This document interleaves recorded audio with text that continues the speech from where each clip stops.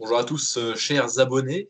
Nous nous retrouvons aujourd'hui pour le 31e épisode du Calisthenics Science Podcast. Nous sommes sur le premier épisode de l'année 2021 et nous recevons pour la deuxième ou troisième fois Simon Oppo, ce Deuxième fois. splendide Québécois, plancheur, tractionneur à un bras. Il a de nombreux talents et on va être aujourd'hui là pour parler de notre année 2020, de quelle méthode on a utilisée, pour parler des périodes qui étaient les plus productives, des périodes qui étaient les moins productives, des erreurs potentiellement qu'on a fait cette année, ce qu'on aurait aimé changer, et tout ça en général, quoi. Merci de Ouais, l'invitation. Merci. Deuxième fois. C'est génial comme idée aussi de faire un bilan sur notre année, là. C'est le fun vu que ma pratique est assez solitaire, je pourrais dire. C'est le fun c'est plaisant d'en parler avec d'autres personnes aussi, de voir un peu le bilan sur ce qu'on a fait, d'avoir une vue plus objective aussi sur ce qu'on a fait, là. C'est agréable. voilà, on tenait vraiment à inviter Simon pour ça. Il s'entraîne très très très dur, il progresse très bien. Voilà, on a tous les trois une certaine approche du calisthenics, on a une bonne expérience. On coach quelques clients et on voulait partager un petit peu aussi ce qui marchait, ce qu'on a peut-être découvert un peu cette année, ce qu'on a essayé sur nous-mêmes, sur les autres. Et donc c'est vraiment des petits trucs pratiques, quoi. On va pas être dans la grosse théorie à balancer des trucs, on va juste dire ah, voilà, on a fait ça a fonctionné ou pas, et on va essayer d'interagir pour voir, pour qu'à trois, on puisse en tirer quelque chose de positif. Bah donc, on va peut-être commencer par Simon. Donc, quand on dit vu que c'est l'invité, on va le laisser nous dire quelque chose qui a bien marché cette année. Qu'est-ce qui a été successful pour toi cette année? Quelle est la recette magique en fait pour faire des gains? Moi, je veux juste La en deux phrases. recette. Tu me dis ce qu'il faut faire pour devenir fort. Comment avoir la full planche et faire des tractions une main? Euh, la principale chose que j'ai changé, le principal progrès que j'ai eu durant mon année, ça a été par rapport à la planche. Je me souviens plus quand j'ai réussi mes premières secondes de straddle planche. Je pense que c'était au milieu de l'année, je pense. J'ai réussi mes premières secondes de straddle planche. Et après ça, j'ai complètement changé mon approche. Donc, au lieu d'aller vers des progressions qui sont plus, comment je pourrais dire, plus populaires, j'ai opté pour une voie qui est pas très souvent employée, qui est tout simplement de revenir à la advanced stock, mais d'augmenter l'angle au niveau des hanches. Donc, d'aller plus en extension au niveau des hanches.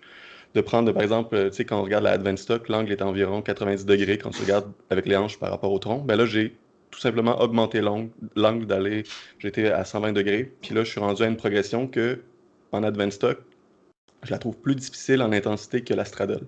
Parce que j'ai quand même une bonne abduction au niveau de la hanche. Donc, ma straddle est plus facile que la advanced stock que je fais présentement.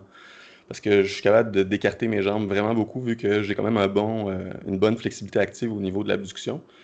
Donc, en faisant ça, je trouvais que c'était plus simple aussi pour la progression parce que la straddle, une séance, je pouvais aller je pouvais écarter mes jambes encore plus grand, un plus grand niveau d'abduction. Une séance, c'était moins. Donc, c'était difficile d'avoir toujours le même angle. Puis je trouvais aussi que c'était pas naturel au niveau du placement. C'était dur de garder une bascule postérieure au niveau du bassin, une bonne rétroversion. Contrairement à l'advanced stock que tu fais juste t'incliner vers l'avant, puis décoller de plus en plus tes genoux puis de déplier tes jambes de plus en plus. Jusqu'à temps que je réalise que avec un élastique de moyenne résistance, j'étais capable de faire la full planche, puis c'était beaucoup plus naturel que, par exemple, tenir la straddle avec un élastique. Donc, les principaux exercices que j'ai utilisés, c'était des exercices statiques. Ça aussi, c'est une grosse chose que j'ai changé dans mon approche. Je me suis dit, c'est quoi la meilleure chose, la chose la plus spécifique qui va faire en sorte que j'améliore ma planche? Ben, c'est les exercices statiques. Contrairement à beaucoup de choses qui sont populaires, qu'on voit que les mindful movers disent, ben, c'est les exercices dynamiques qui vont faire en sorte que tu vas avoir des free gains. Ben, je trouve que ça a ses limites. Parce que oui, t'as bien beau incorporer 2 secondes de pause entre chaque répétition, mais ça va jamais avoir la même qualité que si tu consacres toute une série juste à tenir la position. La qualité va être va être meilleure dans ta série isométrique que de 3 répétitions, que tu as 2 secondes entre chaque répétition, que tu as d'autres facteurs aussi, que tu as une fatigue qui s'accumule aussi, qui est autre que juste tenir la position. Donc, qu'est-ce que j'ai fait? C'est passer plus de temps à travailler sur mes exercices isométriques. je faisais la planche ligne et une progression assistée avec un élastique. Et ça a été les 2 seuls exercices que j'ai employés. Et mon exercice secondaire, c'était le développé militaire. Mon choix d'exercice, c'était juste ça. C'est les 2 seuls exercices que j'ai employés pour ma planche. Parce qu'avant, j'avais beaucoup d'exercices. J'avais les planches push-up, j'avais les planches excentriques. Puis je trouvais que c'était des exercices que il y a beaucoup d'autres variables qui rentrent en jeu. Donc, si tu regardes la planche excentrique, tu as l'équilibre du handstand. Je réussissais à bien contrôler le mouvement, une série sur 2. Il y avait beaucoup d'autres facteurs qui rentraient en jeu. Puis j'avais de la difficulté à bien sentir les muscles travailler aussi, puis à bien ressentir, à être solide dans le mouvement. Puis ça a fait en sorte que j'ai décidé de juste avoir comme exercice secondaire le développé militaire, qui est un exercice avec une grosse amplitude de mouvement, qui travaille principalement aussi le devant des épaules, triceps, qui travaille des muscles qui sont importants pour la planche et qui a fait en sorte que j'ai renforcé mes épaules, que j'ai gagné en masse musculaire, et ça venait m'aider dans ma planche, dans mes séries statiques. Donc c'est vraiment l'approche que j'ai décidé de faire pour la planche.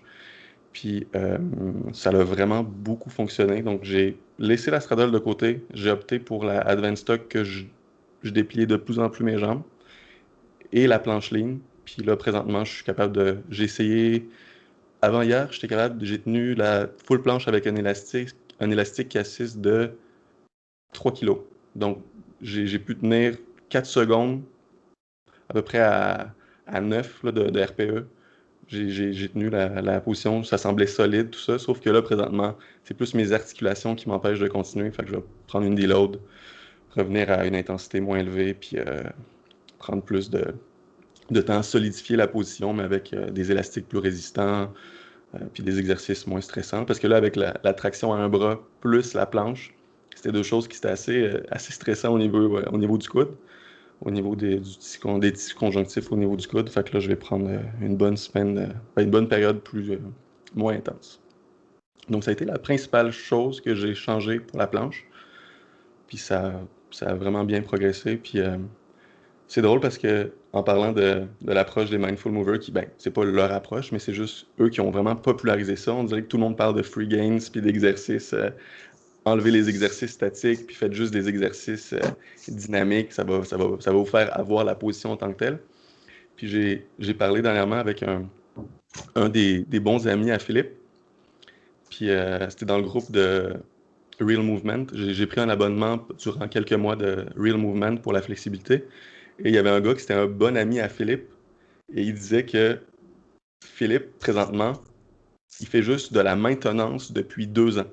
Genre, depuis 2 ans, il ne progresse plus. Là. Depuis 2 ans, il fait le strict minimum pour garder ses acquis. Puis il dit, il n'y a plus aucun plaisir à s'entraîner. Ce gars-là, là, il n'a aucun plaisir. Fait que lui, il va dire, j'ai quand même une business sur le sport. Pour continuer, ce que je vais faire, c'est de montrer que tu peux faire des gains en t'entraînant 1 ou 2 fois par semaine. Mais tu vas regarder ces mouvements statiques, là, la technique est dégueulasse. Sa technique, là, on va se le dire, là, sa full planche, là, excuse-moi, mais c'est de la merde, là, on va se le dire. Ses mouvements sont dégueulasses, là. Mais il fait juste maintenir puis dire qu'en faisant presque rien, tu vas être capable de faire ça. Je trouve que c'est des promesses, des fausses promesses, puis ça me fait chier de voir à quel point que tout le monde parle juste de ça présentement. Tu sais, tu regardes par exemple, Simon Stur. Simon Stur, il dit tout le temps, c'est sûr que ton travail principal devrait être tes exercices statiques. Puis pour complémenter ça, tu vas séparer ton volume pour te permettre de faire plus de volume. Ce que tu vas faire, des exercices qui vont complémenter, qui vont avoir un patron moteur similaire, tes planches push-up, tout ça, mais ils vont juste servir à complémenter ton travail principal, qui sont les exercices statiques.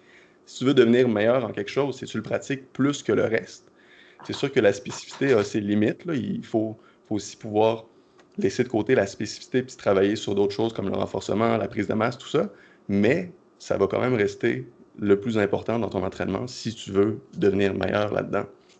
Donc, en faisant ça, j'ai enlevé mes planches excentriques, j'ai enlevé mes planches push-up, puis j'ai juste gardé mes planches lignes, mon travail isométrique, mon développé militaire, et ça a super bien fonctionné. Fait que ça a été ça pour la planche.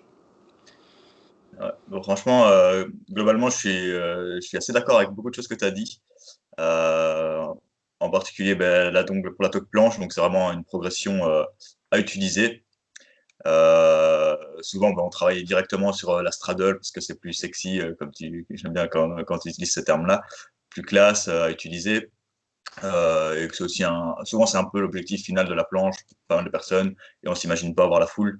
Du coup, on se concentre directement sur la straddle à faire j'étais aussi partisan de ça, des frog planches ou les pike planches, puis des straddles élastiques et sans vraiment prendre le temps de faire une advanced stock parce que la advanced stock est quand même très très technique et elle est très frustrante parce qu'on a l'impression que c'est facile à atteindre alors que non et vraiment passer du temps dessus tenir une advanced stock de 3 secondes c'est pas du tout la même chose que la tenir 10 secondes d'une manière correcte et donc vraiment améliorer ça c'est game changer et ben moi-même j'ai utilisé cette approche là cette année un peu dans tous les cycles où je fais du coup je peux pas être à fond sur mes skills en ce moment depuis quand même pas mal de temps mais j'ai quand même pris le temps de reconstruire un peu cette advanced stock et j'ai directement senti la progression sur ma straddle, quoi, directement. Ensuite, pour les planches lignes, je suis d'accord aussi, c'est très intéressant. Après, j'avais du mal à contrôler certaines variables. Donc, j'hésitais toujours parce que j'avais toujours été dans une école protraction au début, un peu à la gymnastique. Et Syphose ensuite, avec la pardon? syphose thoracique, avec le dos Ouais. vraiment en dos de chat, là. Ouais. C'est ça, la grosse syphose. Puis on a vu Daniel qui disait qu'il fallait pas trop étirer ses muscles de l'omoplate, donc les dentelés antérieurs, qu'il fallait qu'ils restent plutôt dans leur tension en longueur neutre. Et après, et puis on a vu, enfin, avec l'Apcode Fitness sur lequel je suis, ils sont très très neutres aussi, et juste bassin, même hauteur, quoi. Et donc, tu peux contrôler, la seule variable qu'on contrôle, finalement, c'est quasiment que les centimètres de ligne. Ce qui est très intéressant, mais c'est que le problème, c'est qu'à la fin, on a le centre de gravité des mains qui est trop en avant. Et du coup, on n'a plus d'équilibre et ça ne se transfère pas du tout sur un hold statique à haute intensité comme une straddle. On part souvent trop en avant. Et du coup, c'est assez difficile en ligne de garder un peu cet angle-là sur la base de la main. Donc, c'est une variable qui est un peu plus dure à contrôler. Donc voilà, les lignes ont toujours eu une place, c'est sûr et certain, mais c'est vrai que c'est pas si simple de contrôler les variables, mais je pense que si tu arrives à bien les contrôler et passer beaucoup de temps sur tes lignes et sur ta advanced stock, et peut-être éviter de passer du temps sur ta straddle, on a plus de chances de mieux progresser et, euh, et directement avoir une foule en fait. Je pense Ah, que vraiment. c'est une bonne approche à avoir, mais c'est une approche plutôt long terme parce qu'il faut être très patient et savoir bien mettre ça Mais en place. si tu regardes, tu sais, entre le moment que j'ai eu ma straddle qui était loin d'être solide aussi, là, je pense que j'ai changé d'approche quand ma straddle était de 3 secondes, 3 à 4 secondes. C'était vraiment mon max avec une technique de merde. Quand j'ai décidé de changer mon approche, c'était il y a 6 mois. Puis là, 6 mois après, je suis vraiment, vraiment sur le bord d'avoir mes premières secondes de full planche. En 6 mois, j'ai passé d'une straddle de merde à la full planche, mais en réduisant mon choix, en ayant vraiment moins d'exercices. Puis un exercice qui m'a super aidé, oui, c'est la planche ligne, mais c'est de mettre mes pieds au même niveau que mes épaules et de m'assister avec un élastique, puis d'avancer tellement que mes pieds quittent la structure. Donc, de vraiment filer, de ressentir, c'est quand le sweet spot, le bon moment où ce que tes pieds, tu as moins de poids au niveau de tes pieds, la majeure partie du poids est vers l'avant et que tes pieds quittent la structure. Donc, en faisant ça, ça te donne plus aussi ça te permet d'être solide dans la position, puis ça te permet de voir aussi c'est quoi l'angle nécessaire, l'inclinaison nécessaire pour voir à quel point il en faut beaucoup pour voir que tes pieds quittent la structure. Puis ça, j'ai utilisé un élastique. C'est quoi? Ça m'assistait. J'avais mis un haltère pour voir environ combien ça assistait. Puis au début, c'était 5 kilos. Puis avec le temps, j'ai avancé comme ça. Je faisais des lignes jusqu'à temps que je quitte les pieds de la structure et jusqu'à temps que je sois capable de le faire déjà en full planche en partant de la toque planche. Mais ça m'a juste montré aussi que la planche ligne, c'est tout simplement une planche assistée, puis qui vient renforcer tes épaules dans l'angle spécifique que tu vas. Puis c'est quelque chose que tu peux faire souvent aussi, là. La planche ligne, je l'ai utilisée presque en grease de groove aussi. Dans certaines journées, j'en faisais 4 séries. J'arrivais, je faisais ma série, je réchauffais un peu mes poignets, je faisais des séries, tu sais, loin de l'échec, mais juste être dans la position. Puis c'est un outil que j'ai employé vraiment souvent, avec une fréquence plus élevée. Puis dans mes entraînements, je faisais soit la advanced stock avec un angle beaucoup plus grand au niveau des hanches, ou une version assistée, là. J'ai même essayé la one leg planche, là. Ouais. Mais au lieu d'avoir le genou fléchi ben, tu sais, le genou fléchi puis la hanche fléchie au maximum, ben, je l'avais plus en advance planche, puis je l'aimais même plus que la straddle parce qu'encore, tu pouvais penser à ta bascule postérieure du bassin plus facilement que dans la straddle où c'est difficile de penser à ça, d'avoir un bon recrutement musculaire au niveau du bas du corps, là, c'est difficile pour la straddle planche. Fait que j'ai essayé ça pendant un moment jusqu'à temps que je voie que j'étais capable de faire la full planche avec un élastique de moyenne résistance, là. Mais bref, ça m'a montré que, encore une fois, ça dépend et il y a tellement de progression pour se rendre à son objectif, là. Puis c'est facile de se perdre là-dedans. Il y a tellement de progression, là. La straddle avec la low straddle, la straddle, la one leg. Il y a tellement de progression que c'est facile de se perdre, puis finalement d'en faire trop, puis de pas utiliser les bonnes, en fin de compte. Mais tu sais, il n'y a pas de bonnes ou de moins bonnes. Mais en fin de compte, tu peux en avoir moins que tu penses, puis que ce qu'on voit sur Internet. Ouais. Ouais, c'est vrai qu'en parlant de moi, j'ai plutôt utilisé une approche inverse cette année. Euh, mais j'ai pas encore pu vraiment concrétiser ça pour dire que ça fonctionne vraiment ou pas. Bah, tu vois, ici, si vous savez, bah, j'utilise les cycles masse, force et skill. Et alors que mes focus n'étaient pas vraiment sur la progression en statique, en soi, j'ai quand même bien progressé techniquement. Et en fait, j'ai vraiment incorporé tous les exercices que tu disais. Donc, je faisais genre lean. Donc, c'est toute une partie technique. Et au début, j'étais un peu sceptique avec cette approche. Hein, donc, c'est dans un peu la périodisation de la Power Fitness. Donc, il dédicace une partie, il dédie, pardon, toute une partie technique sur un skill, donc le front et la planche. Et donc, tu fais toujours un truc supporté. Donc, par exemple, une planche lean. Ensuite, tu fais ton hold en statique. Donc, voilà, là, ça rejoint un petit peu ce que tu disais. Tes deux premiers exo, boom, c'est du statique. Ensuite, tu fais directement une série de planches push-ups, donc c'est soit des top planches push-ups, soit des pseudo-planches, ou alors même des straddle-planches push-ups si on est fort, ou des advanced tuck. Et après, tu fais un truc concentrique, donc peut-être une ligne où tu montes en pike, ou alors carrément une top planche press si tu sais faire. Et après ça encore, une straddle press. Et donc, tu disais ça 2 ou 3 fois par semaine, cette petite séquence. Et après ça seulement, tu avais encore toute une partie de renforcement qui t'a faire des military press ou développer couché ou prendre de la masse. Donc là, au début, c'était prendre de la masse à côté de ça avec des exercices principaux. Et après, c'est de la force. Et seulement après, je devais arriver seulement maintenant en skill et en répétant cette partie technique, mais 3 fois semaine. OK. Et la particularité de cette partie technique, c'est que c'est de la maintenance en premier temps, et c'est toujours essayer d'être loin de l'échec, plus et très très low rep que 2 séries par exercice en fait.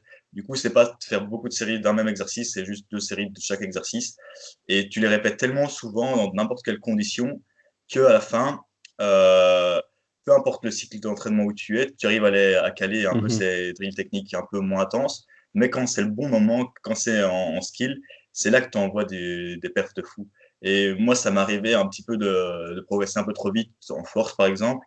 Et j'ai vu que tout ce que j'avais fait en masse et avec un peu moins de fatigue, boum, ça a payé.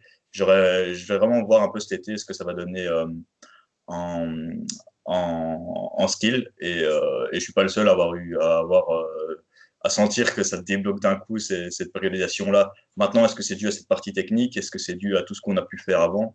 Ça, je pense que oui. Je pense que la partie Ouais. technique là paye vraiment le fait de travailler plein d'angles différents et de quand même consolider en premier lieu ces angles spécifiques. Voilà, ça permet vraiment de pallier certaines faiblesses et de répéter ça. Mais c'est vraiment en fait le fait de le répéter sur 6 mois, un an, en fait, il n'y a pas de secret, c'est la consistance, quoi. C'est comme tu dis, tu as fait comme 6 mois, mais pendant tes 6 mois, tu as, quand même toujours maintenu un peu tes exercices essentiels. Mais ça, je voulais en parler avec vous, là. Je suis venu à l'idée que les planche press excentriques, ben, tu sais, les planches excentriques, c'est un exercice que tant que tu n'as pas le mouvement solide en position isométrique, je trouve que tu n'as pas d'affaire à travailler déjà ce mouvement-là. Tu sais. Tant que je ne vais pas avoir une straddle ou une full planche, j'ai pas besoin de vouloir monter en press pour mon handstand. Je me dis qu'il y a des exercices qui sont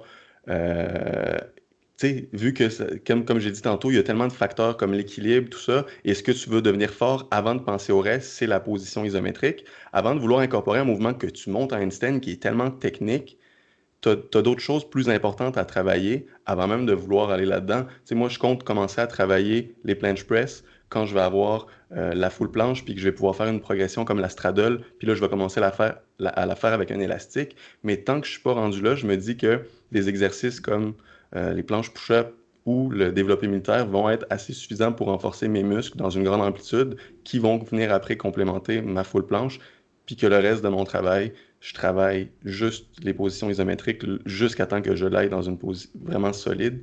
Puis je pensais à ça, puis après, ça m'a permis de faire un peu le ménage dans tous les exercices, puis je me suis rendu compte que j'avais tellement de volume attitré aux exercices dynamiques de planche, mais que finalement, ma position isométrique n'était pas encore solide. Fait que je me disais, tant qu'elle n'est pas solide, je vais enlever tous ces exercices-là, puis me consacrer juste à ça, puis prendre la force au niveau des épaules. Fait que c'est vraiment ça que j'ai pensé. Puis je voulais en parler avec vous justement, là, c'est ce que vous en pensez. Ouais, ça a du sens. Moi, j'ai plein d'observations. Après, je te laisse parler peut-être Morgane. Ouais, en fait, Euh, ouais, alors, disclaimer, je suis pas un plancheur du tout, genre, parce que j'en ai jamais fait sérieusement. Et je pense que je commencerai à en faire en 2024 parce que d'abord, faut devenir fort généralement et pas trop lourd parce que genre j'ai un point fort jambe, un point faible épaule. Et j'attends d'avoir déjà des épaules en béton avant de commencer à plancher au lieu de stagner dessus pendant 3 ans. Donc Mm. pour l'instant, je préfère contourner ça en étant sur d'autres objectifs. Bref, pour l'instant, je suis pas un plancheur, mais ça viendra dans la décennie à venir. Euh, les planches excentriques aussi, ouais. Donc planche presse excentrique. Je trouve que le souci, c'est que les gens en font un peu trop pour se donner le droit de faire une variante trop avancée par rapport à leur niveau de force actuel. Parce que les gens qui font des planches excentriques, en fait, ils vont pas faire ça en tuck. C'est un peu nul de faire ça en tuck. Ils vont Ouais. vouloir tester ça en straddle, voilà, pour show off un petit peu. Euh, donc déjà, voilà, ils prennent une variante trop difficile et ça fait que ils vont pas pouvoir la contrôler et ils vont commencer à tomber et à ne plus contrôler la répétition trop haut, ce qui fait qu'en fait les degrés d'amplitude autour de l'angle qu'on cherche à avoir sur la position statique, et ben ils seront plus contrôlés parce que les gens sont pas assez forts et parce que étant donné qu'ils ont échoué entre guillemets un peu trop haut avec l'inertie, la répétition s'accélère beaucoup trop. Donc, ils ont plus du tout l'occasion d'être dans cette position-là, à lutter efficacement. C'est comme si vous voulez commencer à faire des one-arm chin-up excentriques, mais que vous n'avez pas 5 tractions. En fait, vous avez juste rien contrôlé du tout et pas passer assez de temps dans la position et perdre une épaule. Mm. Donc, je trouve que, ouais, tout comme toi, c'est pas la variante la plus maligne, surtout si on n'est pas encore très avancé et qu'on fait un peu ça pour l'ego.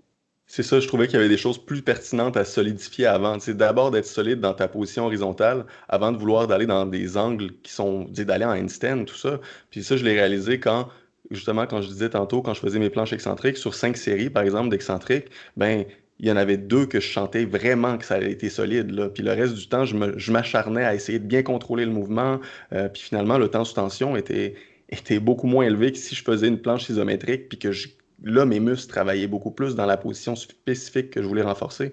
Donc, c'est ça que je dis quand le choix des exercices, je trouve, est important, surtout dans ses débuts, puis qu'on est facilement impressionné, tu sais, qu'on voit souvent des mouvements, puis on dit, ah, ça, il faut que je l'intègre, c'est vrai que ça va vraiment m'aider pour la planche, mais qu'en réalité, des simples séries isométriques vont être assez pour toi quand tu débutes, là. On n'a pas besoin de beaucoup au début pour commencer, puis il n'y a pas besoin de beaucoup d'exercices aussi. Comme je dis, je pense que je vais encore le tester pendant un bout, mais juste le développer militaire, même si c'est pas spécifique, que le patron moteur est pas très, que la spécificité est beaucoup moins évidente que le planche push-up, je suis persuadé que ça va quand même me donner de très très bons progrès. Puis ça, c'est en parlant avec Jonathan Ferland-Valois, tu sais, il fait des Z-press tu sais, il pèse quoi, 140 livres, puis il disait qu'il faisait des Z-press 12 répétitions, 16 répétitions avec 160 livres. Tu sais, il fait 16 répétitions en Z-Press, plus Alors, que dans son ce qu'il poids. fait, pour nos auditeurs francophones, ouais. 140 pounds, ça fait la moitié moins 10%, c'est-à-dire 70 moins 10%, ça veut dire qu'il va faire 63 kilos. Et il fait 13 répétitions à 160. Ouais, Donc il fait 160, donc 13 répétitions à 72 kilos 72, ouais. Donc la moitié de En 160. étant en zip press, quoi. en Z-Press. Puis il m'a dit, C'est incroyable. tu sais, il a dit la seule chose qu'il faisait, lui, c'était des développés militaires aussi, puis travailler sur sa planche isométrique, des planches lignes, tout ça, puis des press to handstand. Des press to handstand, il disait que c'est la chose qu'il faisait aussi souvent, mais ça, c'était en gymnastique. Tu sais, c'est un mouvement quand même basique en gymnastique que tu fais comme si les doigts dans le nez, là, c'est facile pour eux. Mais tu sais, bref, il dit, j'ai laissé de côté tous les exercices, j'ai fait ça, puis ça, en pensant à tout ça, je me suis dit que j'avais vraiment du garbage, du volume de poubelle. Tu sais, j'avais du volume inutile dans mes entraînements, Jeune volume. qui, c'est ça, qui me donnait plus de temps pour ma récupération et d'avoir plus de qualité d'exécution dans mes séries. Fait que c'est comme ça que j'ai comme un peu raisonné. Puis si tu regardes mes programmes du début de l'année, je les regarde, là, je les ai gardés avant hier, puis je dis, mon Dieu, j'avais tellement d'exercices que maintenant je trouve inutiles que là, je regarde ma séance, là, il n'y a rien de sexy, là, j'ai comme 3 exercices, ça a l'air boring, ça a l'air, c'est pas excitant, mais j'ai tellement fait de progrès, là, Puis tu sais, quand je vais dans des phases de technique, des phases de skill, ben, mon développé militaire va se transformer, par exemple, en tu sais, des Anetti Press ou des choses plus spécifiques, mais qui viennent travailler vraiment aussi dans, tu sais, le devant de l'épaule, deltoïde antérieur qui vient travailler aussi. Là, c'est plus spécifique parce qu'en plus, c'est bras tendus. Donc, tu sais, je viens juste jouer là-dessus, mais sinon, le, la majeure partie de mon travail reste le travail isométrique jusqu'à temps que j'aille la full planche et que là, je veux aller dans la planche press. Fait que c'est là-dessus que j'ai changé, là. Puis, ouais, c'est ça.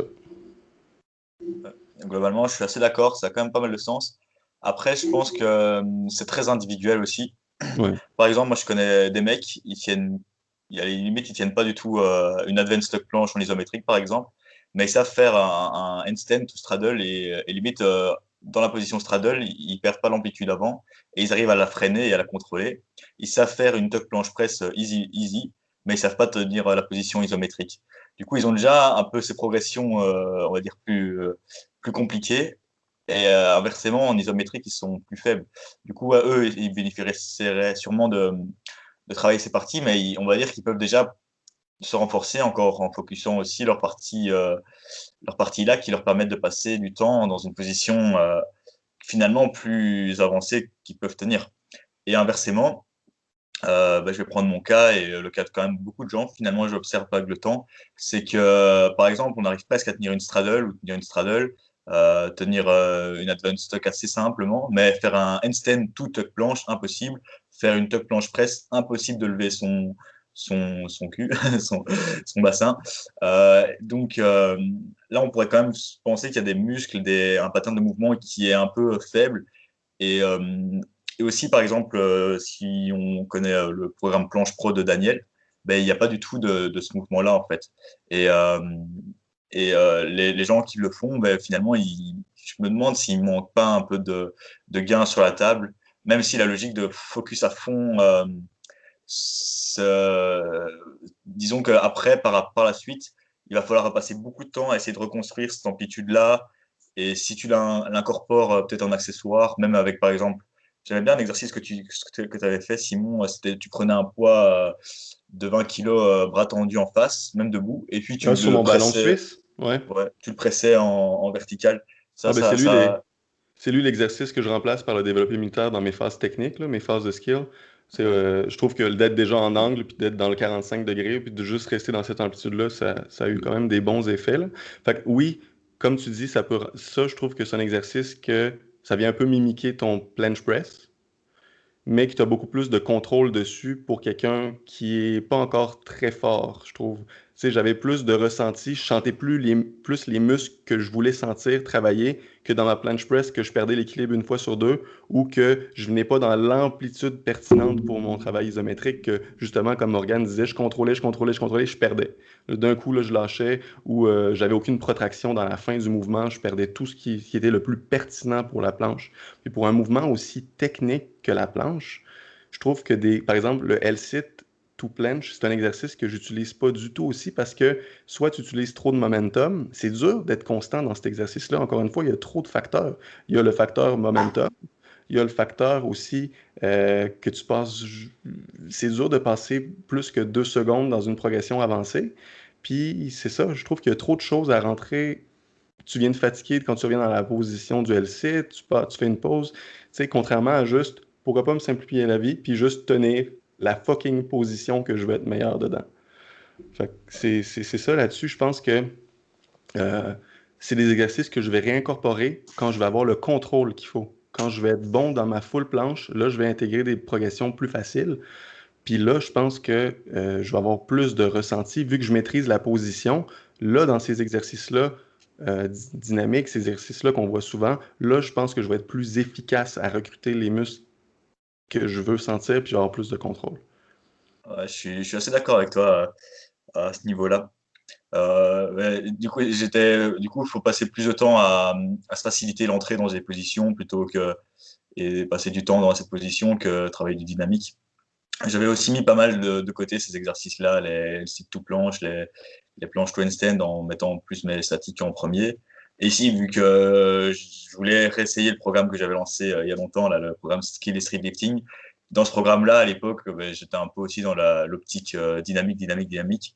Et du coup, je mettais aussi ces LC to tuck et je suis revenu dessus et en faisant beaucoup de fatigue et c'est vrai que je voyais que j'avais plus tellement de contrôle sur ces variables, mais je sens que ça construit quand même quelque chose. Ça construit, vu qu'il y a quand même pas mal de reps et de temps, ben, avec des progressions un peu plus faciles que ce qu'on maîtrise. Parfois, ça fait du bien de revenir à des progressions plus basiques.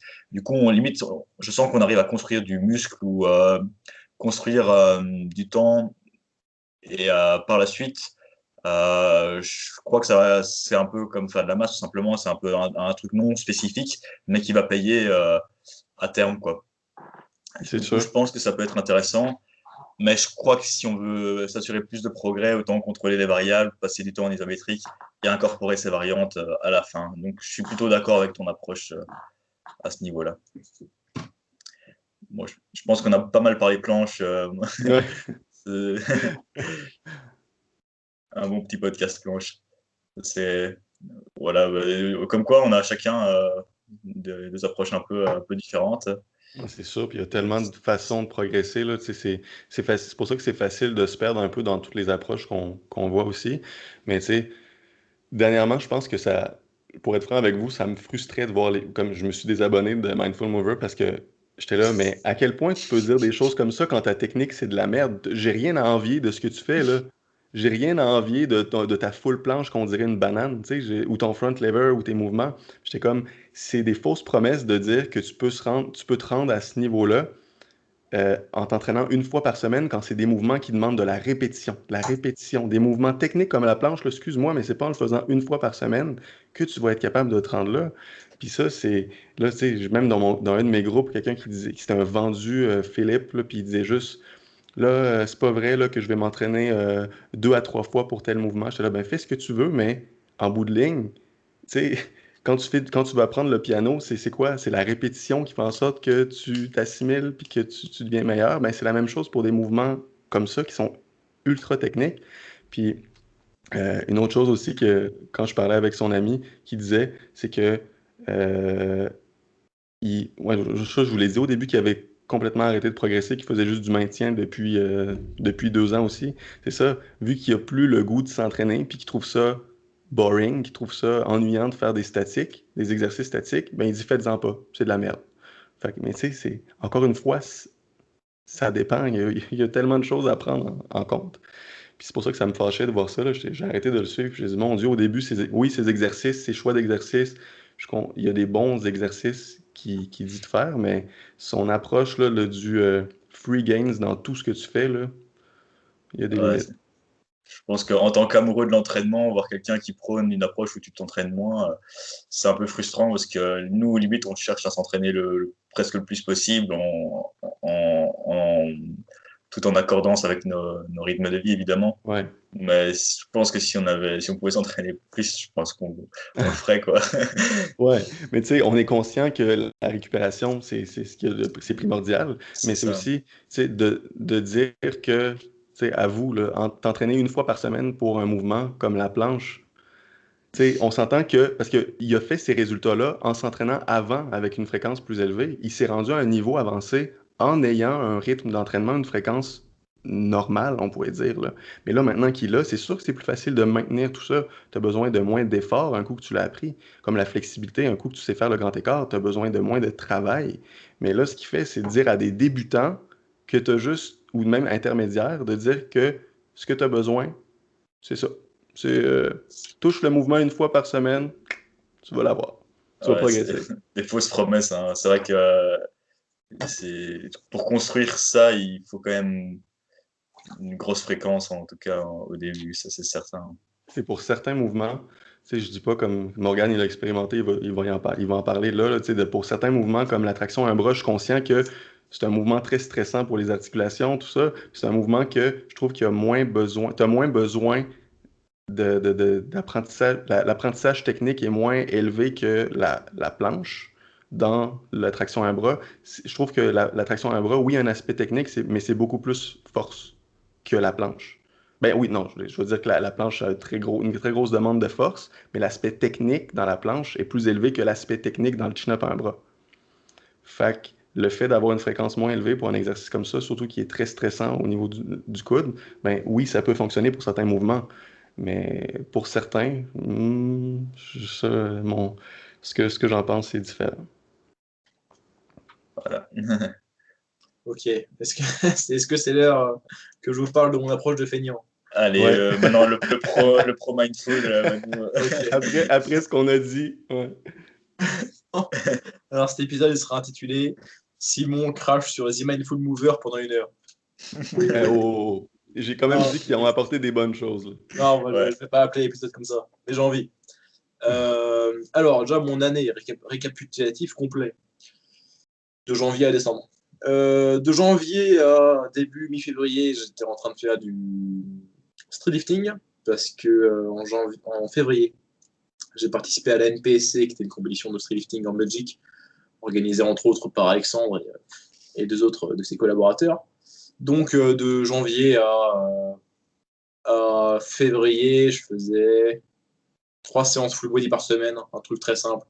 Dips, traction, squat, développé militaire, rowing. Je crois que j'avais que ces 5 exercices. Fréquence 3 fois par semaine sur tous les mouvements. Et des singles, des doublés, des triplés et des séries de 6 uniquement. Alors, je crois que c'était les 3-4 formats sur lesquels je jouais uniquement. Donc beaucoup d'intensité et beaucoup de fréquence. Parce que c'est ce qui me prépare le mieux pour des efforts de force sur le court terme. Parce que je m'étais vraiment préparé à ces compétitions au dernier moment, quoi. Je crois que j'avais 4 ou 6 semaines pour la préparer comme ça, juste pour le fun. Ensuite, de février à mars, c'était quand? C'était en mars le confinement en France, je crois. Je sais plus ce que j'ai fait de février à mars. Et à l'annonce du confinement, je me suis dit que j'allais faire du front lever et des handstand push-up. Le front lever, ça a vraiment pas du tout été un succès. J'ai très peu progressé dessus. Ça me fatiguait beaucoup. Peut-être que je faisais trop. Je faisais des statiques, je faisais des dynamiques. Mais peut-être un peu trop de volume et un peu trop d'intensité relative. Les handstand push-up avaient légèrement progressé, mais je faisais déjà beaucoup de handstand aussi en même temps, ce qui fait que le handstand me fatiguait pas mal. Et C'était je là que pouvais tu étais faire des séries. avec Miguel. C'est venu plus Miguel? tard.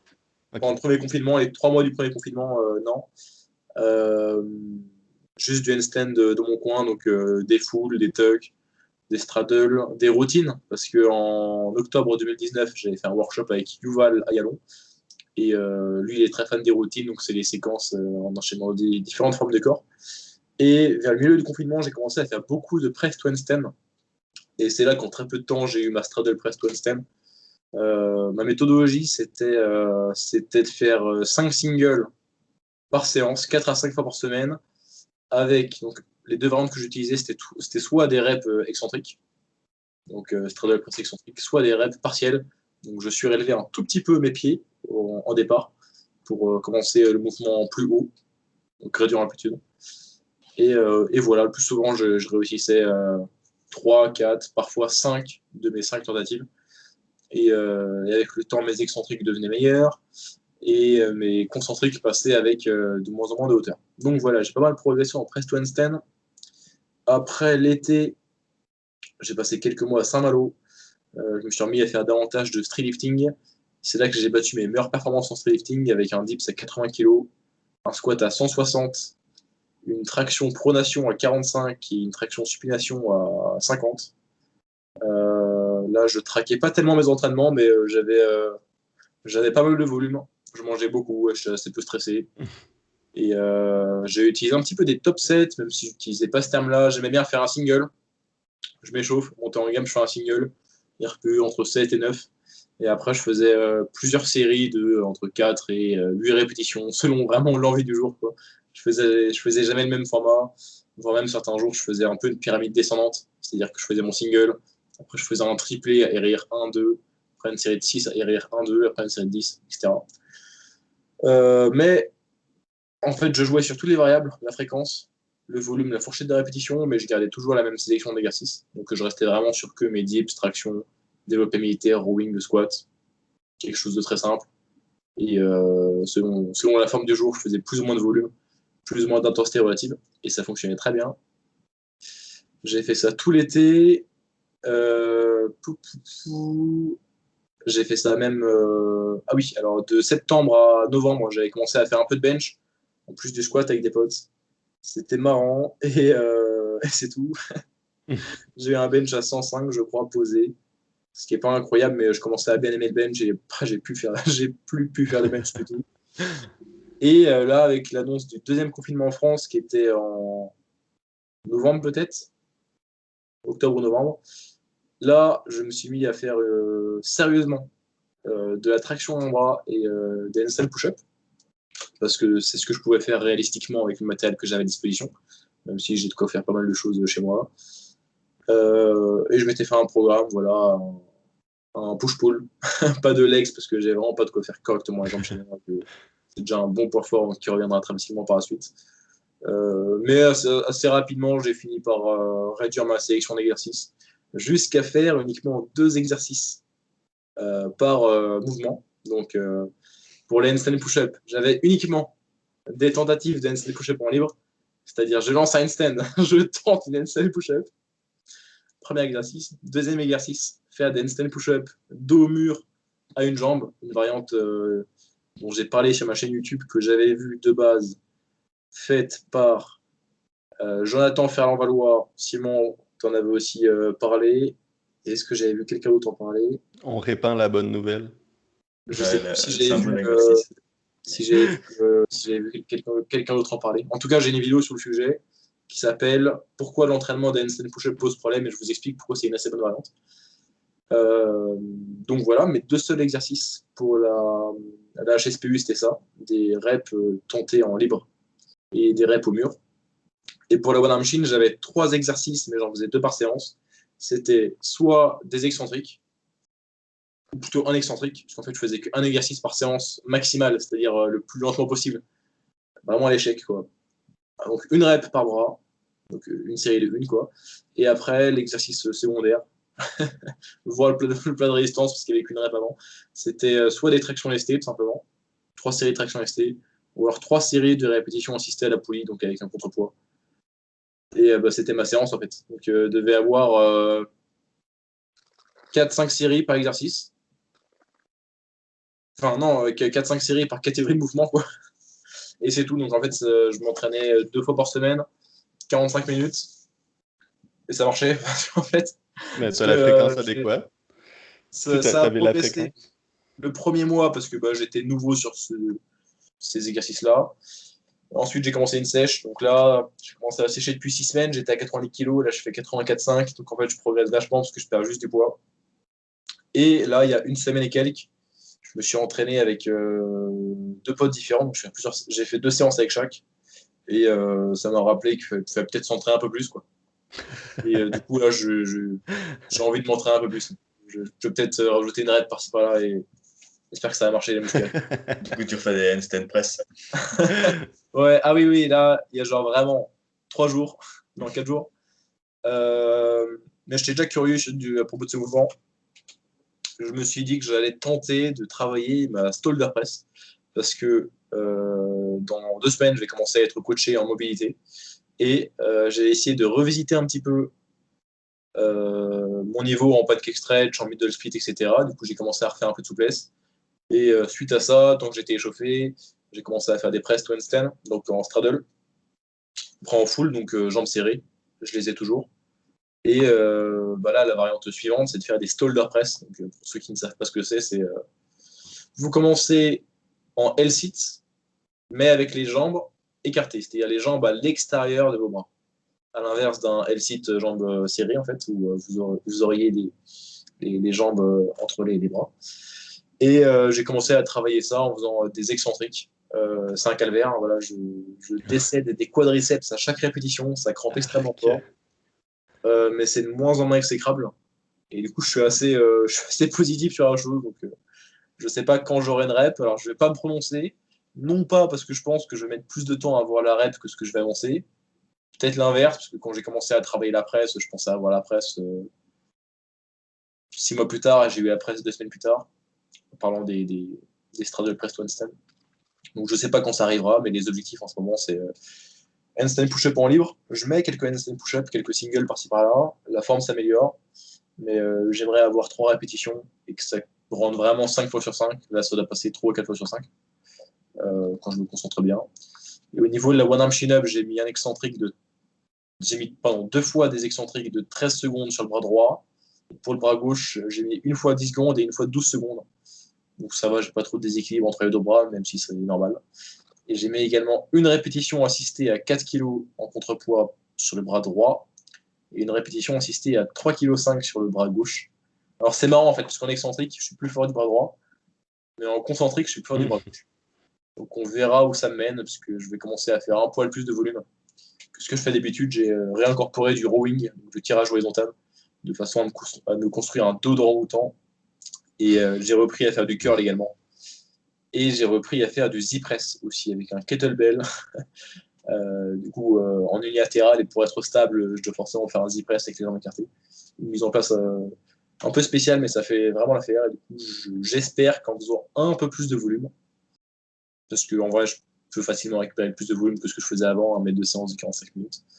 J'espère qu'en faisant plus de volume, tout en continuant à perdre un petit peu de poids dans les prochaines semaines, la force relative va continuer à s'améliorer. Et après, j'ai envie de me maintenir vers 82-81 kg peut-être, qui sera un poids de corps bien plus profitable à la performance au poids de corps, quoi. Ouais.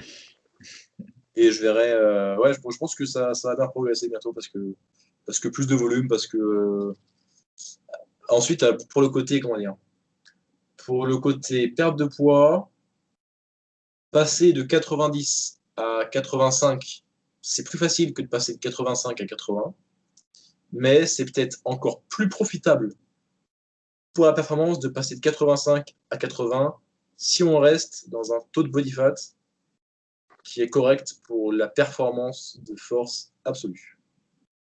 Alors, comment expliquer la chose? Comment le déterminer, ce seuil?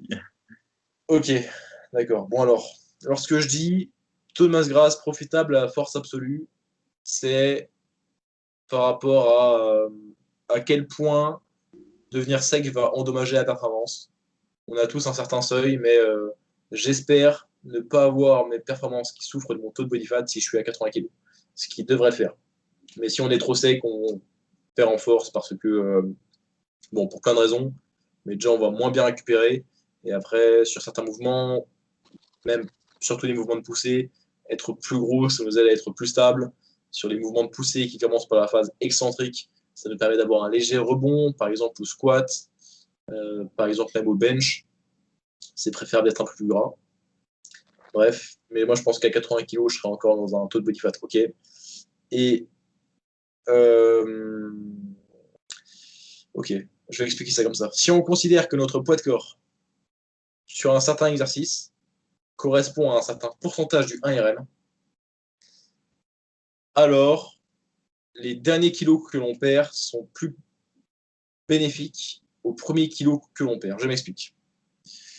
Si jamais vous êtes sur un exercice à chaîne cinétique fermée, suivez bien et prenez un doliprane. Le gars est chaud, il est parti.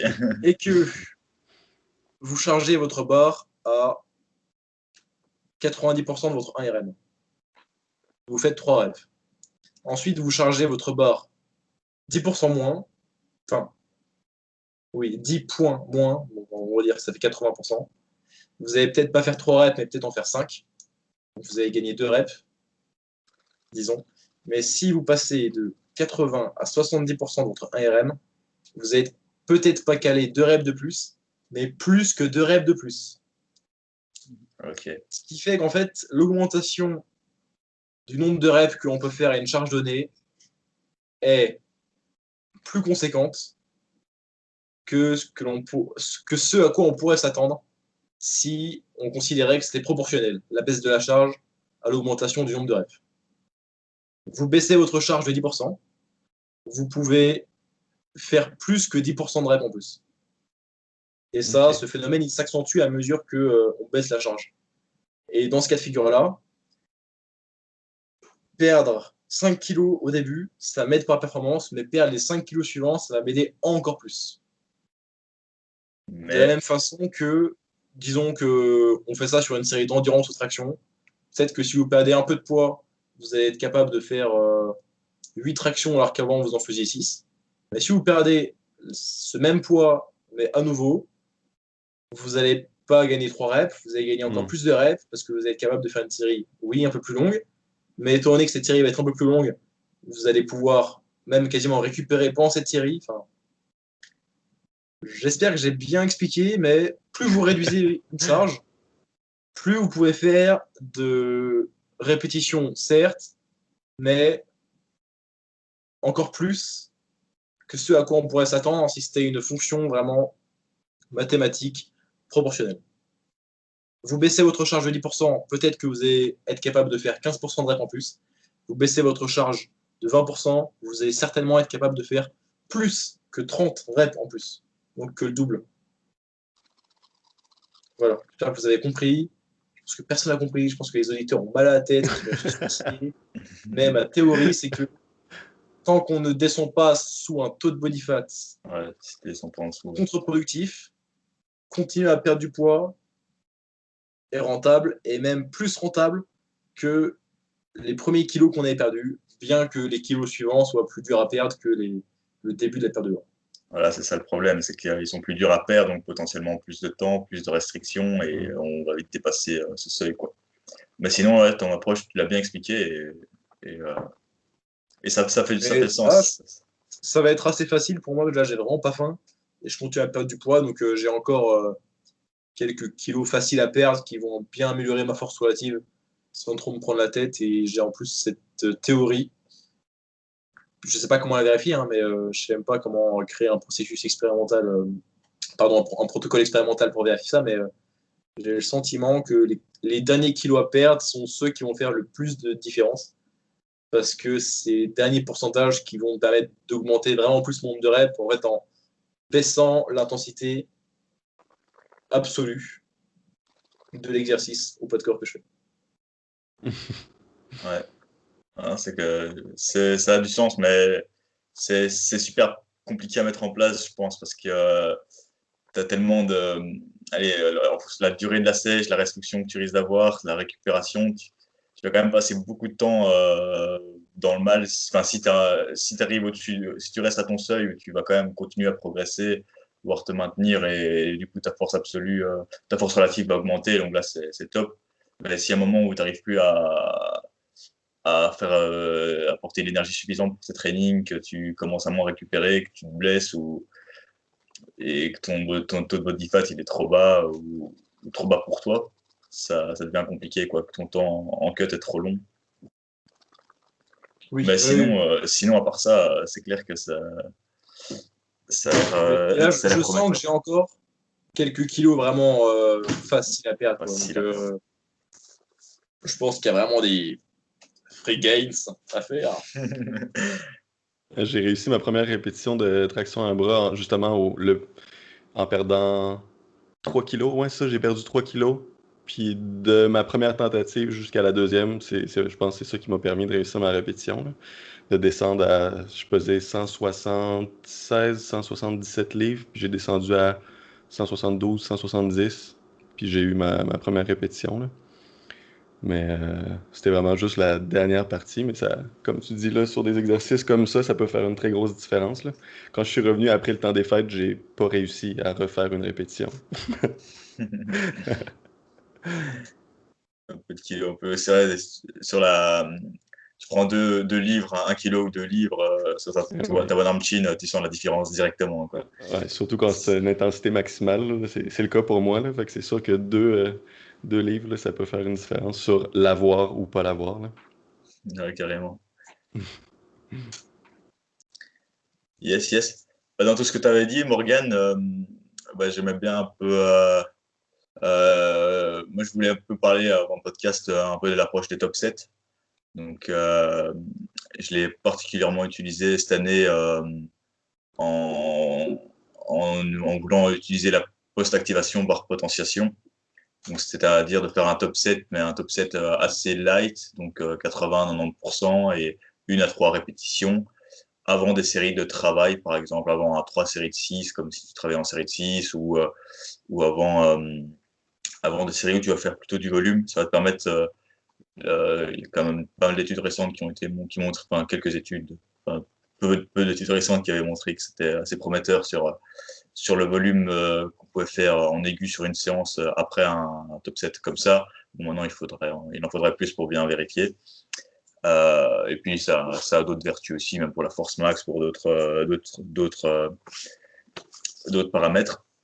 Et en pratique, ça marchait quand même pas mal, quoi. Je sentais que quand je faisais ce genre de top 7, mes séries de 6, elles étaient vraiment plus faciles. Je gardais un RIR plus élevé après et ça me permettait de compléter ça plus facilement. C'est un truc que je sens ça m'a pas mal aidé cette année. Je faisais un cycle de force où là, j'en faisais un petit peu en dips et ça m'a permis de passer mon dips à 100 kilos en utilisant le top 7. Bon, là, il était sans doute au-dessus de 80 ou 90%. Je crois qu'il était à 100% pour le coup, parce que j'ai été un peu gourmand. Il y avait les salles qui allaient fermer. Et du coup, la semaine d'avant, j'étais à 90 kilos. Donc là, ça correspondait, à mon avis, à un petit 80-90%. Et du coup, celle d'après, je me suis dit, les salles vont fermer. J'ai pas le choix. Je dois rentrer mon J'essaie. dips à 100 kilos. Boum, il est passé, mais vraiment, je crois que j'avais un flingue sur la tête à ce moment-là. Du coup, voilà, et c'était l'objectif qui était validé. Du coup, je trouve que voilà, les top 7 ont quand même pas mal porté leurs fruits. Je le faisais un autre jour en traction et je sentais que mes tractions après, elles étaient vraiment bien.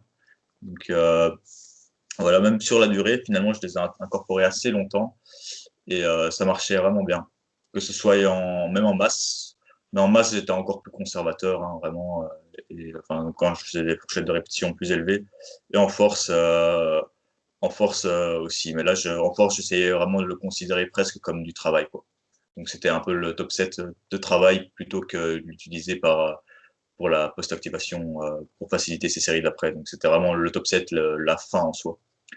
Et récemment, là, dans mon cycle un peu d'accumulation où je faisais du volume dans mon programme tout fait, du coup je respecte presque mon programme, sauf que j'utilise un petit top 7 pour ma première série. Donc plutôt que de faire par exemple 3 séries de 7 ou 8 en squat, je vais faire une série lourde, mais pas une série à 2 ou 3 reps, une série de lourde, mais à 7 8 reps.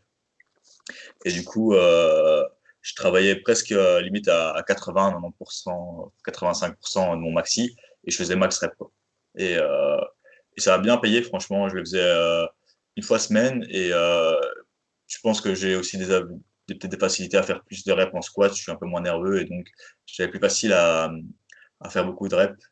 Et je sentais vraiment que cette approche-là fonctionne bien, quoi. Donc, et je suis pas le seul. J'ai quand même j'ai quand même vu ces derniers temps qu'il y a quand même pas mal de gens qui font des top 7 en volume et ça paye pas mal, quoi. Et du coup, ce qui est bien, c'est que tu fais tes 2 séries de travail après, tes séries de travail et tu sens qu'elles sont vraiment faciles, quoi. Quand tu as fait, par exemple, dans ma série, c'était genre une série de 7 à 120 en squat et puis je faisais 2 séries de 8 à 110, quoi. Très, et ça permet vraiment de travailler assez facilement. Je pense qu'on peut faire la même chose en skill, par exemple faire euh, une full planche et puis des petits add-on stock planche par exemple, ou des choses comme ça. Et je trouve que c'est quand même une approche assez sympa parce que ça te permet un peu d'aller chercher de la haute intensité en essayant de garder un peu de réserve évidemment Mhm. et après de faire vraiment de la qualité par la suite. Je sais pas si si vous avez déjà Ah oui, expérimenté un peu ça. j'ai plusieurs commentaires à faire. Déjà, enfin, les mécanismes de la PAP, donc potentiation par post-activation, c'est encore assez flou. Ouais, C'est intéressant. Ça marche pas toujours, mais ça marche parfois. Et ça, c'est vrai que ça marche parfois. Je pense qu'il faut pas trop compter dessus, mais plutôt bon, en bonus, quoi. Genre on expérimente et bon, au pire, ça marche pas. Au mieux, ça marche un peu. Euh, c'est peu je risqué pense. aussi comme approche. Ouais, alors moi j'aime bien l'utiliser parce que c'est un peu une DUP poussée à l'extrême. Alors la DUP, ce serait, tu as un jour lourd, un jour modéré, un jour léger sur un même mouvement ou un même groupe musculaire, grosso modo. Et là, ce serait même une DUP genre à l'échelle d'un jour, quoi.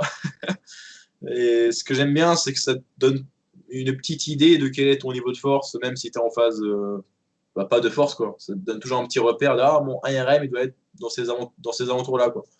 Et puis c'est assez fun de soulever les charges lourdes. J'aime bien soulever des grosses choses. Donc un single, c'est toujours marrant, quoi.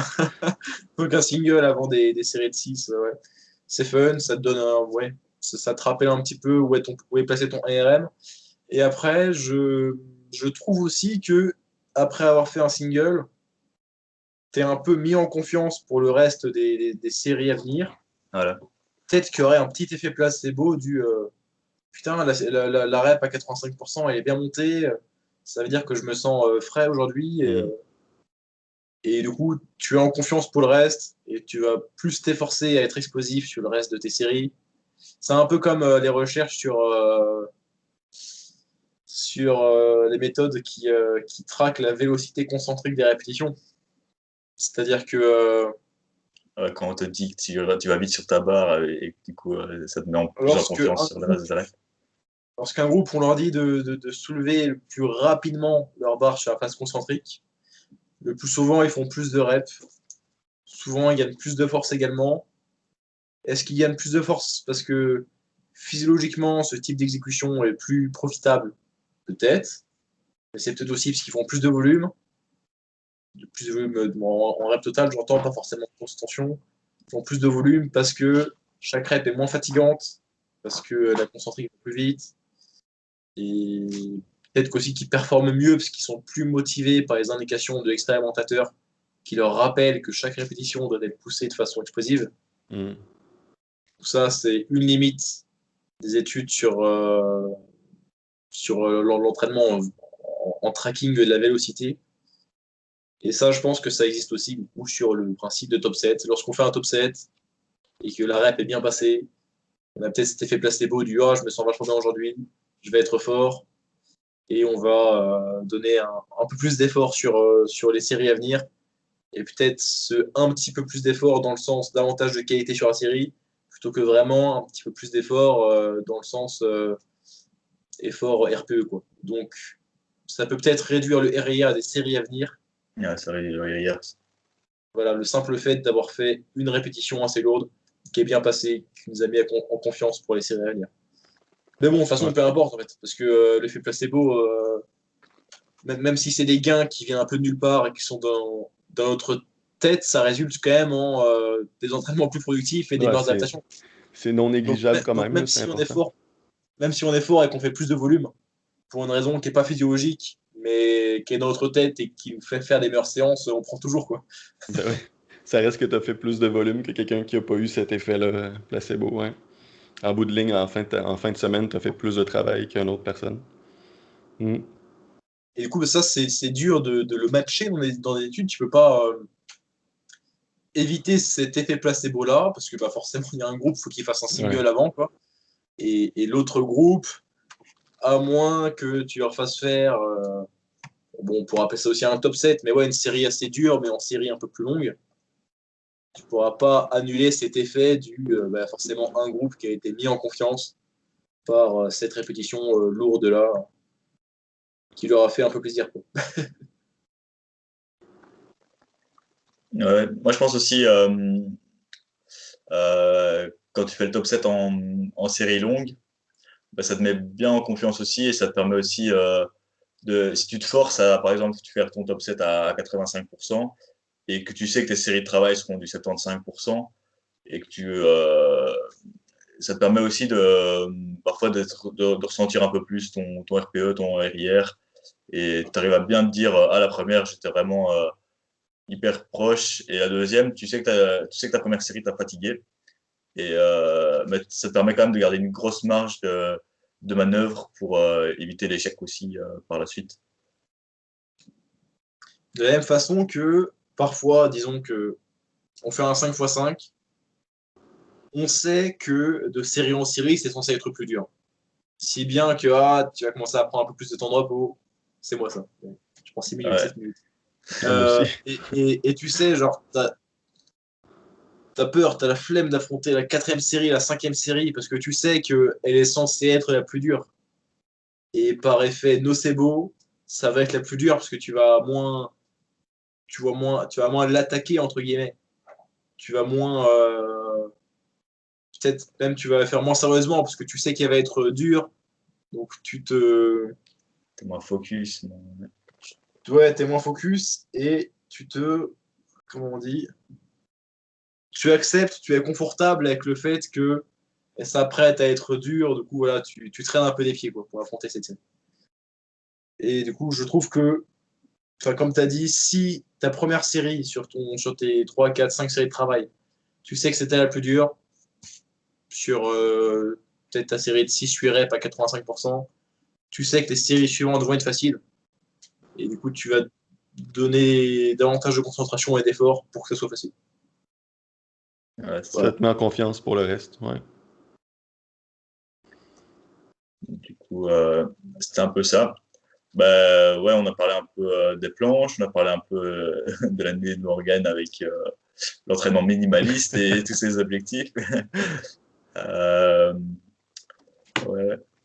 Moi, je voulais parler, je voulais pas, finalement, j'avais un peu tous ces points-là, on a parlé du top 7. Peut-être de l'entraînement bi-quotidien. C'est un truc que j'ai pas mal à expérimenter cette Ah, année et qu'on avait beaucoup expérimenté avant. Ça en a parlé pas mal sur le podcast, hein, de faire des handstands au matin ou de la souplesse et après faire de la force l'après-midi. Cette année, j'avais expérimenté un peu tout le protocole que je te disais avec les planches. Je faisais ça genre en matinée et genre en soirée, je faisais juste une séance remuscu par exemple si mon but c'était de prendre de la masse. Donc je tapais toute une partie planche au matin et en soirée, j'arrivais, je faisais juste du développé incliné. donc tu faisais ta partie technique l'avant-midi, puis la partie plus force l'après-midi? Voilà, c'est ça. OK. Donc, j'avais un horaire qui me permettait de faire ça et ça me permettait vraiment de bien récupérer.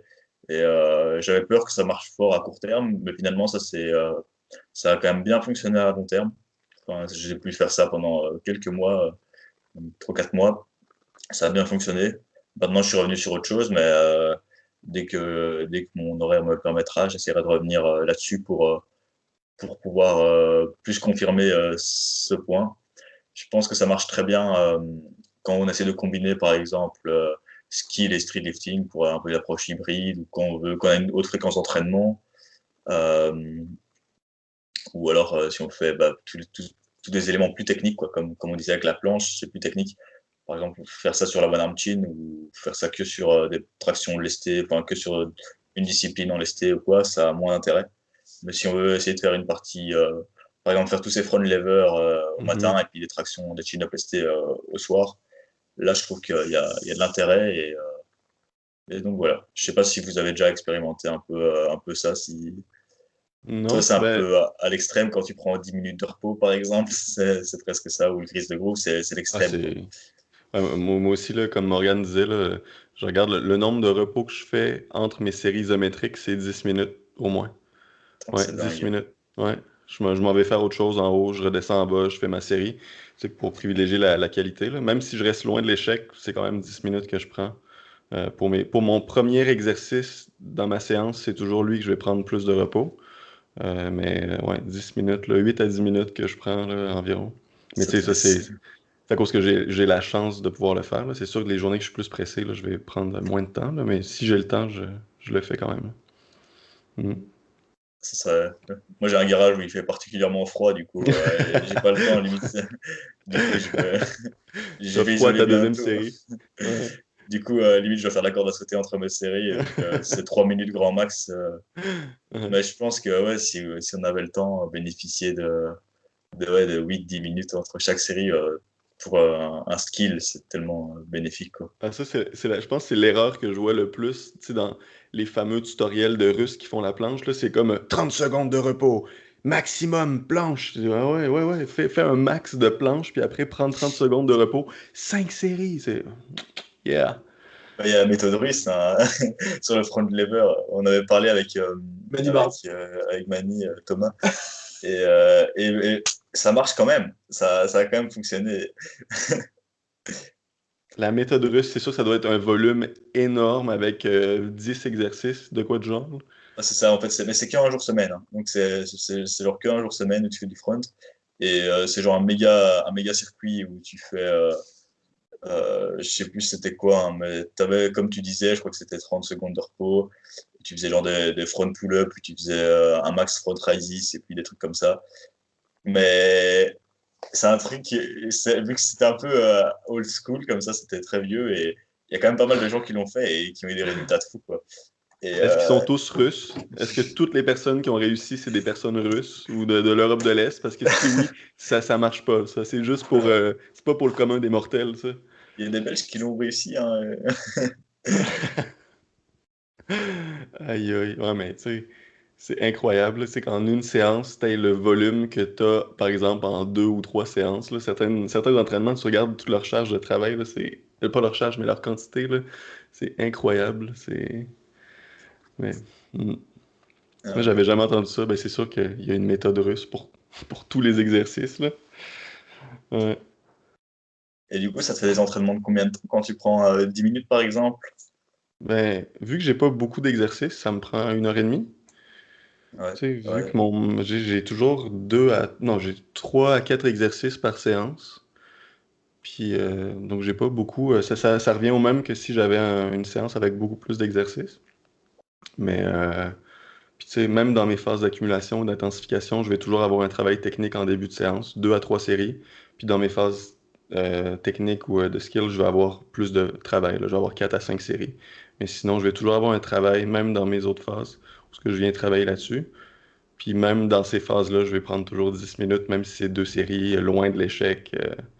Mais, ouais, ça me prend toujours 1 heure et demie 1 heure et demie, ouais, environ. Ouais, et tu fais, je vois tu fais souvent du push-pull, toi, non? Ouais, présentement, je fais juste du push-pull flexibilité. Fait que c'est push-pull. J'ai une fréquence de 2 fois semaine. Puis dans mes journées de repos, là, ben, le week-end, je fais un peu du grease de groove avec la planche ligne. Ou tu sais, je fais juste faire 3 à 4 séries là, de planche ligne, loin de l'échec, juste pour travailler un petit peu plus, là, pour avoir au moins une fréquence de 3 fois pour mes exercices isométriques. Mais sinon, c'est ouais, push-pull flexibilité. Yes, yes. Mhm.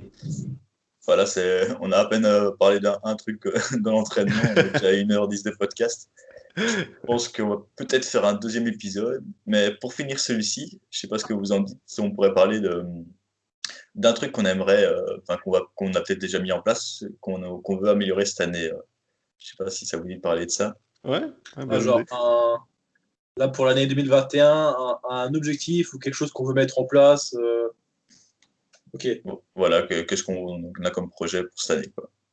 OK. Nos objectifs de 2021. Par exemple, ou un truc qu'on va mettre en place pour y arriver. Ouais, OK. Qui commence? Allez, je à toi. commence. Ah ouais, Morgan, ouais, vas-y. Je commence. S'entraîner 1 fois par semaine. 3 games. Essayer de De faire voir si c'est la entraîné série une fois unique par an une est fois quand même par peu semaine. assez. Alors non, déjà, j'ai pas d'objectif pour l'année, parce que je sais pas si je vais pouvoir faire du drifting un jour. Je sais pas si je vais pouvoir squatter. Plutôt des objectifs tous les 3 mois, quoi. Donc là, j'aimerais avoir la traction à un bras pour juin à peu près. Et ça, c'est mon objectif le plus long terme, quoi. Continuer à progresser en handstand push-up, donc avoir des handstand push-up plus régulières, donc qui passent sur plus de tentatives avec une meilleure forme, ensuite pouvoir faire des doublés, des triplés, augmenter un peu l'amplitude.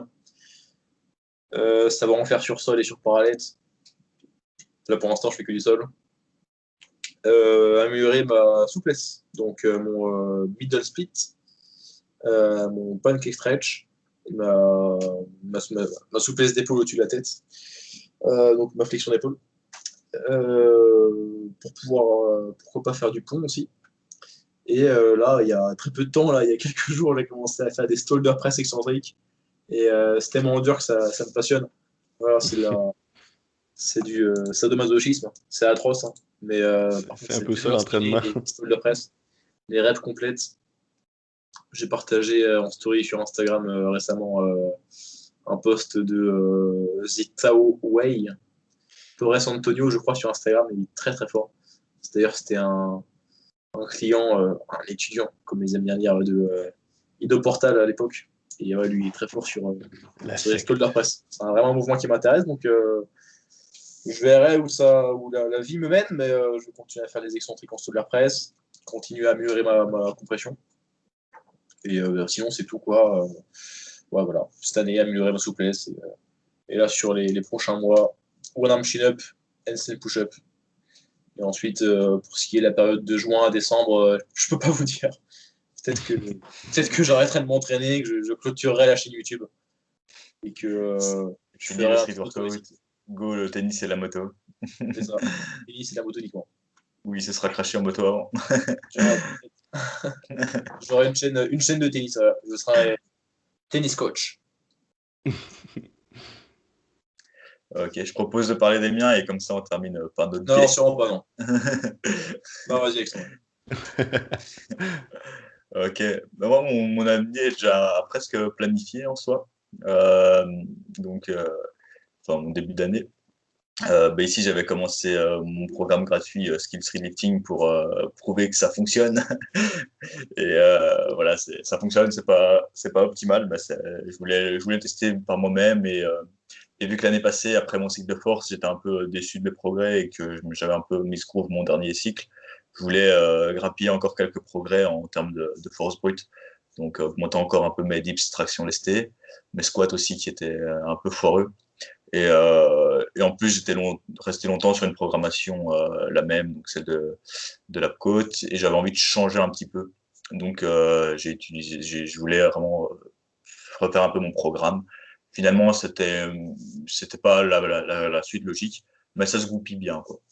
Et en plus de ça, ça va me permettre d'être un peu en forme pour un petit mock meet qu'on va faire avec les potes Gwen et des streetlifters belges à la cool, hein, chez lui dans son home gym. Donc on va faire un peu de street lifting. Donc ben voilà, je bosse toujours mes skills, mais je vais essayer d'envoyer quelques perfs d'ici fin février, donc c'est le 21 février. Quand même, c'est bientôt. Ouais, donc c'est assez bientôt et voilà, je suis pas hyper spécifique pour ça, je fais pas un pic ni rien, mais j'aurai ma petite deload d'avant et on va essayer de faire ce qu'on peut. Du coup là c'est un peu à court terme. Ensuite après ça, je vais repartir sur la côte.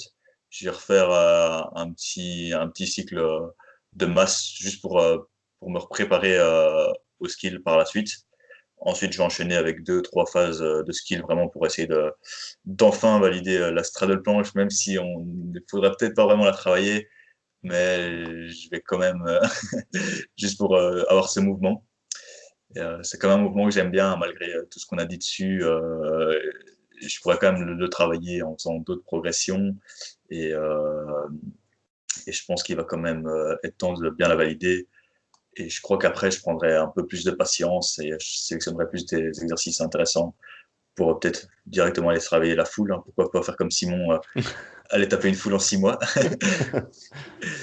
et, euh, et donc, ouais, donc là, je termine avec la côte, faire les skills. Et après ça, j'ai vraiment envie de me prendre un coach.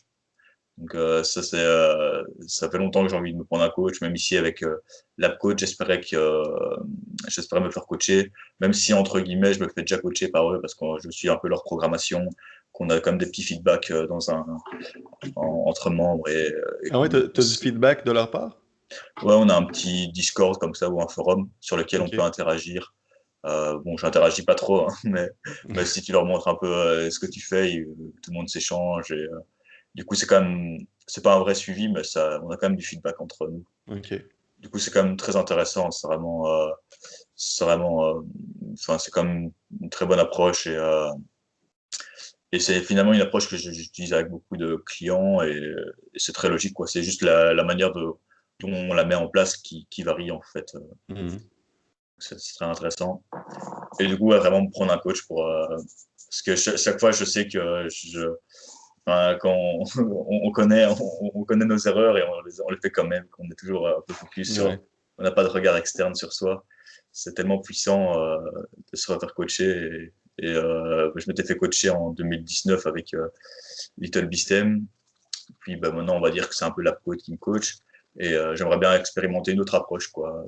As-tu déjà en tête un coach Ouais, que tu veux? je pense à Stenix, je sais pas si tu connais, Ouais, ouais. ou Denis, Denis Piccolo. Denis. Ouais, ouais. Mhm. Donc, il a l'air très très pro. Ouais, Voilà, je crois ouais, vraiment. il y a rien de magique apparemment, mais voilà, il y a les résultats qui montrent. Hein, donc, quand tu vois du résultat comme ça donne envie. Après, n'importe quel coach pourrait faire le taf, mais autant prendre ceux qui apportent le plus de Mhm. résultats. Mhm. Et, euh, et donc, voilà, si je peux me le permettre, après le skill, je partirai là-dessus pour valider la full planche. Très bon plan. Très bon plan pour 2021. Mhm. Voilà. Et toi, Simon? Avoir la full planche prochainement, là, c'est sûr que je vais rentrer dans une phase moins intense, là, donc je vais moins aller dans mes tentatives max. Donc j'espère d'ici quelques mois avoir réembarqué dans une phase plus intense puis avoir ma full planche. Sinon, avoir un développé militaire de 85 kilos, 90 kilos. Ça va être un objectif là, que j'aime vraiment le développé militaire. Je pense que c'est un de mes exercices préférés. Là. Calisthénie confondu, là, tout. Je pense que le développé militaire, c'est vraiment un exercice que j'aime. Je trouve qu'il y a beaucoup aussi de transfert sur la force de pousser dans des exercices de calisthénie. Là. La pertinence de l'exercice, si on a accès à la barre, euh, je trouve que c'est un exercice qui gagne à être incorporé dans ses routines et que personnellement, j'ai eu de très bons transferts sur mes exercices et sur certains clients aussi qui ont vu leur mouvement vraiment augmenter là, sur la planche, sur d'autres mouvements aussi. Puis sinon, mettre le même effort que je mets dans mes entraînements de calisthénie dans la souplesse. Ouais. Donc c'est de mettre la même passion dans la souplesse, même si c'est quelque chose que là, j'ai beaucoup appris au courant de l'année par rapport à la flexibilité. J'ai tout rechangé ma manière de voir ça. Puis là, c'est de le mettre en pratique. Là. J'ai vraiment plus appris. Puis là, j'ai moins mis en pratique. J'ai une fréquence assez peu élevée. Là, présentement, je fais juste travailler le grand écart, le side split, la side split. Puis donc, d'avoir la side split cette année, je pense. Puis après ça, là, de mettre mes efforts dans d'autres mouvements. Là. Je me donne des chances, puis je réduis mes objectifs à juste un objectif pour la flexibilité, pour ensuite aller dans d'autres objectifs. Là. Donc, ça va être ça, je pense. Mm. Et pour la flexibilité, c'est vrai que cette année, tu étais parti chez Real Movement, tu nous as dit tantôt, tout à Ouais, l'heure. ben, j'ai pris un coaching avec Lucas Aaron puis Jeffrey Wolf, Flexible sur Instagram, je sais pas si vous le connaissez. Ouais. Puis ça m'a appris beaucoup de choses. Puis après, j'ai contacté Dan Van Zan, Flexibility Research. C'est une sommité dans la flexibilité, on pourrait dire. Là. C'est son domaine d'expertise depuis 20 ans. Puis ça, entre autres, il m'a appris que la mobilité, c'était un terme qui était faussement employé, que dans la littérature scientifique, ça devrait être encore flexibilité qui devrait être employée, puis qu'il y a juste plusieurs types de flexibilité. Donc la flexibilité dynamique active, flexibilité dynamique passive, flexibilité statique passive et statique active. Puis ça, c'est tous des termes que on a comme... Je trouve que il m'a fait réaliser que parce que ce qu'on voit de nos jours, là, c'est que la flexibilité passive, c'est pas bon, puis qu'on devrait pas faire de la flexibilité, et que de la flexibilité, c'est juste passif, et que la mobilité, c'est actif.